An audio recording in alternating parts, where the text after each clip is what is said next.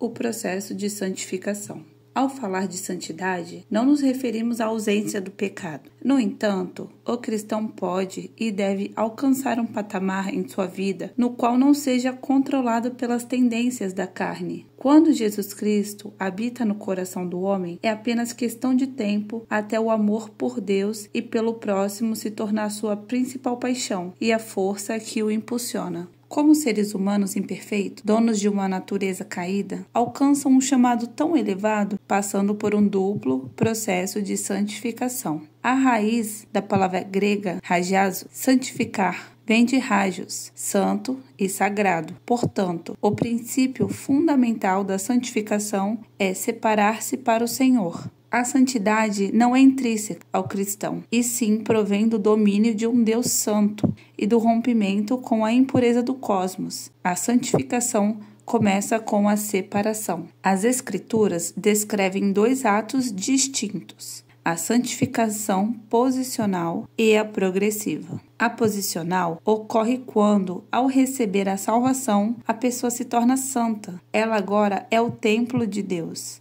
habitado pelo Espírito. Veja 1 Coríntios, capítulo 3, versículo 16. É separado para o serviço do Mestre. Ela foi comprada por um preço e não pertence mais a si mesma. Veja 1 Coríntios, capítulo 6, versículo do 19 ao 20. Foi chamada pelo Pai para ter comunhão com seu Filho Jesus Cristo, nosso Senhor. Veja 1 Coríntios, capítulo 1, versículo 9. O novo cristão recebe tudo isso por meio de um ato soberano divino, o qual nada tem a ver com seu nível de espiritualidade, para que também desse a conhecer as riquezas da sua glória, nos vasos de misericórdia, que para a glória já dantes preparou.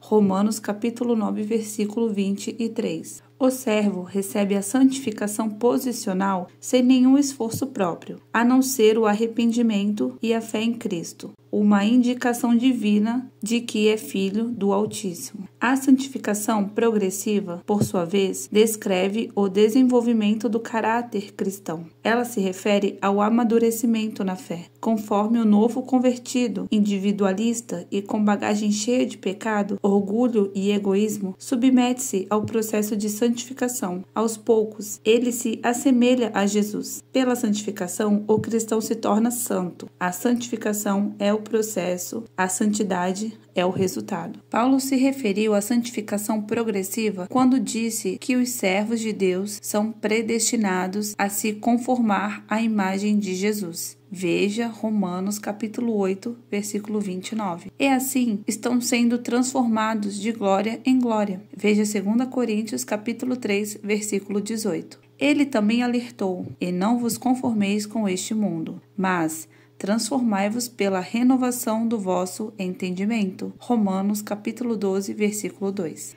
A santidade é para a alma o que a saúde é para o corpo. Liberdade dos efeitos prejudiciais da impureza. Toda pessoa nasce com uma natureza caída, a qual não desaparece com a salvação. Para que o cristão seja santo, ele deve mortificar a carne. Veja Romanos capítulo 8, versículo 13. Gálatas, capítulo 5, versículo 24 e Colossenses, capítulo 3, versículo 5. E se purificar.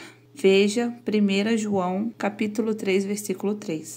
À medida que luta contra a inclinação natural, concupiscência da carne, ele se torna cada vez mais parecido com o Senhor. A evolução espiritual envolvida nesse processo é tão natural quanto o crescimento físico de uma criança. O desenvolvimento atrofiado em qualquer um dos casos deve ser considerado como uma anomalia. No entanto, é importante saber que o servo de Deus não se torna santo por si mesmo. Somente o Senhor pode santificá-lo. Por outro lado, ele não transforma quem não anseia ser santo, nem luta pela santidade. A santificação progressiva requer tanto a obra do Espírito Santo quanto a cooperação e o esforço do cristão. Deus não muda o coração de quem não deseja ser transformado. Afastar-se de seus inimigos. Veja Salmos, capítulo 139, versículo do 19 ao 22. E estar cheio da justiça. Veja Mateus, capítulo 5, versículo 6. Limpando o vaso.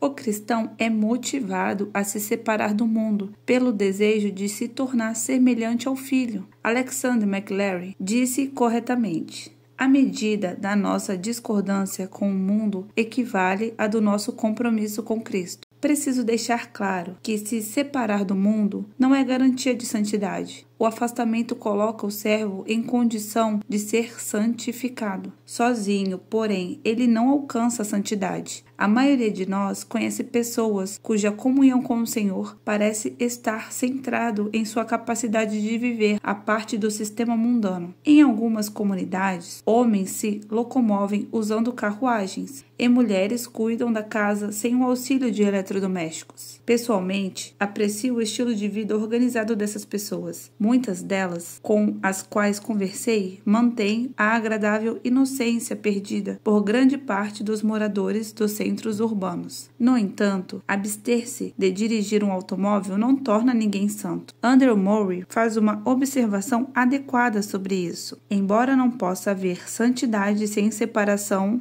existe separação sem santidade. A nossa separação consciente do mundo deve nos tornar receptivos à obra santificadora do Espírito Santo. Ninguém coloca um copo no balcão para ser admirado. Esse objeto possui um objetivo prático: conter líquido. Leia a seguir a ilustração de Paulo. Ora, numa grande casa, não somente há vasos de ouro e de prata, mas também de pau e de barro, uns para honra, outros, porém, para desonra. De sorte que, se alguém se purificar dessas coisas, será vaso para honra, santificado e idôneo para o uso do Senhor, e preparado para toda boa obra. Foge também dos desejos da mocidade e segue a justiça, a fé, o amor e a paz com os que, com um coração puro, invocam o Senhor. 2 Timóteo, capítulo 2, versículo do 20 ao 22. O vaso somente é usado quando está limpo e vazio. Essa analogia se aplica à nossa vida. Enquanto estivermos cheios das coisas mundanas, não seremos plenos do Espírito Santo. Enquanto não renunciarmos às paixões desse mundo, Deus receberá as nossas declarações de amor como uma conversa fiada.